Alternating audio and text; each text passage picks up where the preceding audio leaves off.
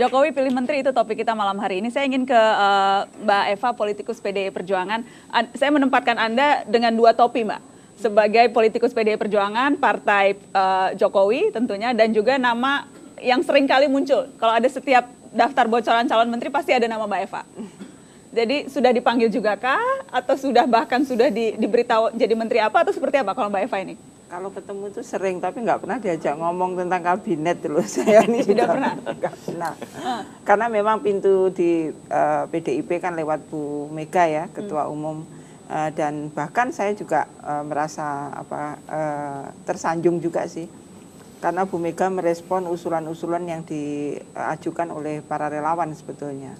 Jadi saya nyetor CV itu justru ke relawan, karena relawan pengen memasukkan yang dari TKI, dari relawan Jerman, kemudian teman-teman Seknas dan seterusnya, pada minta CV karena mau mengusulkan begitu. Dan Bu Mega tampaknya merespon itu, jadi kemudian kapitalisasi ke dalam PDI Perjuangan begitu. Jadi saya secara resmi tidak pernah belum dipanggil Bu Mega lalu bicara misalkan ini namamu ke sana, itu belum. Tapi apakah mekanisme itu sudah dilakukan di internal PDI Perjuangan atau memang proses di PDI Perjuangannya juga belum selesai jangan-jangan? Prosesnya sudah, saya hanya mendengarkan bahwa Bu Mega menyetor 10 nama ya waktu itu, 10 nama, dan di-endorse oleh Bu Mega, tanda tangan sendiri, karena memang jalur dari parpol bahwa endorser harus ketua umum langsung masing-masing. 10 nama siapa saja Mbak Eva? Dibagi dong. Nggak berani ngomong aku. yang satu Eva Kusuma Sundari, ya. Terus yang kedua Mas Pram kali. Pramono Anung. Yang ketiga? Ya. Dan ada Mbak Rini yang saya dengar akhirnya di media muncul kan itu. Rini Suwandi walaupun bukan fungsionaris PDI, ya, tapi masuk dalam endorsernya Bu Mega. Bu Mega, karena, 3. Lalu itu mengurangi jatah partai atau itu hubungannya apa kalau Rini Sumarmo itu?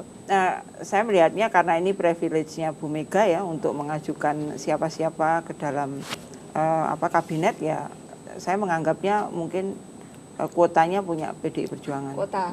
Ketika Mbak Eva bilang ada 10 nama dari PDI Perjuangan, itu berapa banyak yang nanti akan masuk? Kalau tadi kan kata Pak JK kalau ada dari partai 2 kalinya, berarti apakah memang jatah PDI 5? Saya nggak tahu, mungkin perkembangannya saya dengernya 6. Akhirnya ada nama-nama baru yang muncul juga selain yang 10 tadi. Banyak muncul dari mana-mana? Dari internal lah, bukan dari mana-mana ya. Dari mana-mana di internal gitu ya Pak? Mas Toto, kalau penilaian Anda terhadap PDI Perjuangan, karena partai pengusung pasti jatahnya paling banyak dong. 6 dan Anda melihatnya bagaimana PDI Perjuangan? Internal partainya juga sedang seperti apa? Ya, pertama secara lebih luas ini kan mengkonfirmasi memang ada jatah, memang ada kafling ya, karena ternyata bisa disebutkan ada 6, ada 3, ada 2 begitu kan. Yang saya kritik adalah ketika ada istilah koalisi tanpa syarat, tapi ketika kemudian diberikan kode 18 profesional, 16 profesional parpol, kalau kemudian polanya adalah jatah sudah ditempatkan di awal, ya berarti ini bukan profesional parpol, tapi parpol profesional. Artinya dicari dulu orang parpolnya, baru dicari-cari kemudian ada yang profesional atau tidak gitu kan. Tetapi ini tidak masalah. Saya ingin mengatakan begini, tidak mungkin tidak ada kompromi dalam pembentukan kabinet, apalagi dalam politik. Yang kita tolak itu bukan kabinet kompromi, tapi kabinet transaksional. Nah, yang Anda lihat terjadi sekarang? Iya, belum keluar namanya, jadi belum berani menjudge. Tapi paling tidak dari proses yang terjadi. Iya, ini kan menunjukkan penundaan berulang-ulang yang itu sebetulnya sudah ditegaskan Jokowi. Awalnya mengatakan langsung, lalu kemudian hari ini Pak Jokowi memberikan kode akan diumumkan, tapi kemudian mentah lagi. Pilihannya 2, apakah Pak Jokowi yang sedang terombang-ambing oleh politik tarik ulur, atau Pak Jokowi yang sedang memainkan politik tarik ulur terhadap intervensi.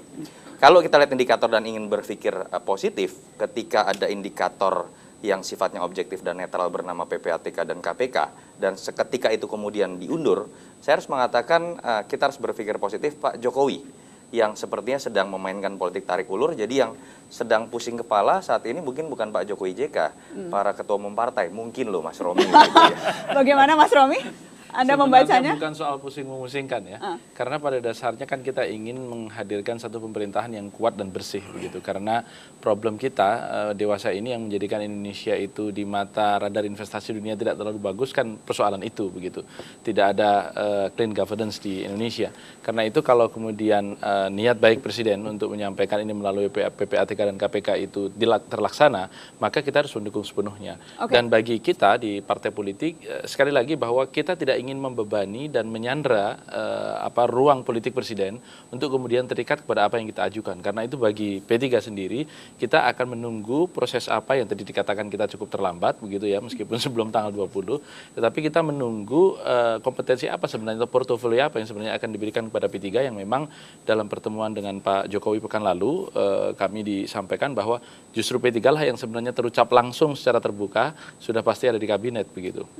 Hanya Pak tinggal Jokowi yang bilang gitu ya, P3 sudah pasti ada di kabinet. Betul. Jadi Anda Dan sudah itu, tenang, Mas? Bukan soal tenang atau tidak tenang begitu. Tapi soal bagaimana kita mencoba untuk memberikan yang terbaik sesuai dengan apa yang dibutuhkan Presiden untuk membawakan bangsa ini lebih baik ke depan. Oke, ketika saya mewawancarai Pak Presiden Jokowi pada hari dilantik, saya juga menanyakan hal yang sama. Kita dengar kutipannya sedikit soal bagaimana Jokowi akan membentuk dan menghindari, atau paling tidak bagaimana dinamika partai politik seperti ini. 16 atau 18, 15 itulah yang tetap lebih banyak profesionalnya. Yang jelas tidak mungkin kita bisa memuaskan semuanya.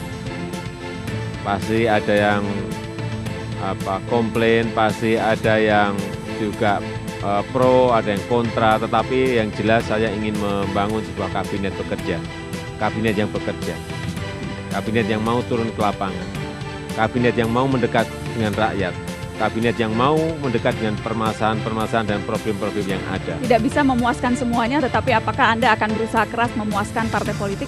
Ya, saya kira nanti bisa dilihat, tidak seperti yang diduga orang, nanti bisa dilihat.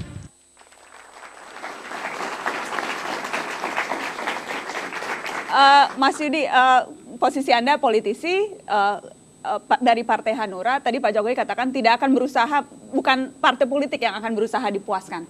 Itu membuat Anda sebagai politisi merasa, wah seharusnya kan kami dong, partai pendukung, yang harus kemudian menjadi pertimbangan utama dari Presiden? Enggak juga. Tidak seperti itu? Kan proses dukungan yang diberikan oleh partai-partai politik, khususnya misalnya Hanura ya, karena Hanura ini kan menopang calon presiden yang dicalonkan oleh partai PDIP Perjuangan yang menjadi pemimpin koalisi. Dan pada saat kami memberikan dukungan itu, Ketua Umum kami datang pada Ibu Mega, itu kan tanpa syarat sama sekali. Jadi tidak ada syarat posisi menteri kah atau konsesi-konsesi apa. Jadi sepenuhnya karena kesamaan ide perjuangan. Ada sebuah konsekuensi politis pada saat calon presiden Pak Jokowi ini terpilih menjadi presiden, apapun yang diputuskan oleh Pak Jokowi yang dianggap baik untuk kepentingan bangsa dan negara, kita harus legowo.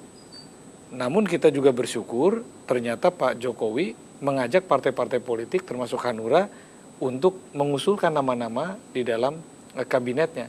Itu kita sambut, kita sampaikan. Nah, tugas dari partai politik sampai di situ. Nah, Pak Jokowi memutuskan siapa, berapa banyak, untuk posisi apa, apapun yang diputuskan, kita hormati. Oke, ketika tadi Mbak Eva mengatakan ada hitungan, ada 6 dan sebagainya, itu hitung-hitungan matematisnya sebetulnya dari mana, Mbak? Sebetulnya itu muncul setelah Pilpres malahan. Di awal tidak ada pembicaraan seperti itu. Buktinya teman-teman PKB itu kapan ketemu, aduh Pak, ini sebetulnya dapat berapa ya kita ini? Itu terus-menerus ditanyain, perempuannya ada enggak ya Pak? Gitu. Ya saya bilang, aku nggak tahu aku Mbak, seperti itu. Jadi memang nggak nyaman pasti teman-teman pengusung yang sudah terbiasa, atau dibandingkan dengan Pak Prabowo misalkan ya, silakan gabung nanti menjadi menteri senior misalkan. Itu kan di awal. Kalau di Pak Jokowi ini enggak, di akhir tiba-tiba asas keadilan deh yang tiketnya paling gede ya diberi paling banyak gitu. Jadi hitungan matematis perolehan kursi di parlemen itu full Pak Jokowi yang menentukan, bukan kita. Kita oh ternyata kita dapat sekian tuh gitu. Itu setelah perhelatan selesai, bukan di awal. Jadi saya memaknai transaksinya itu di situ bedanya. Bahwa ini sebagai keadilan, reward lah, kemudian kita diajak untuk membentuk kabinet secara bersama-sama. Kalau kemudian misalnya hitungan matematisnya berasal dari perolehan kursi, berarti PDI Perjuangan yang memperoleh kursi terbesar berarti maksimal 6. Lagi-lagi hitungannya seperti itu. Aku nggak ngerti hitungannya itu Pak Jokowi itu. Baik, tidak mengerti. Tapi yang jelas nama sudah Ya, diajukan. proporsional tampaknya ya. Oke. Bahwa yang terbesar ya kursi banyak, kemudian mengecil. Baik, kita akan lanjutkan setelah Headline News. Setelah Headline News pukul 21 waktu Indonesia Barat, Mata Najwa. Jokowi pilih menteri akan kembali.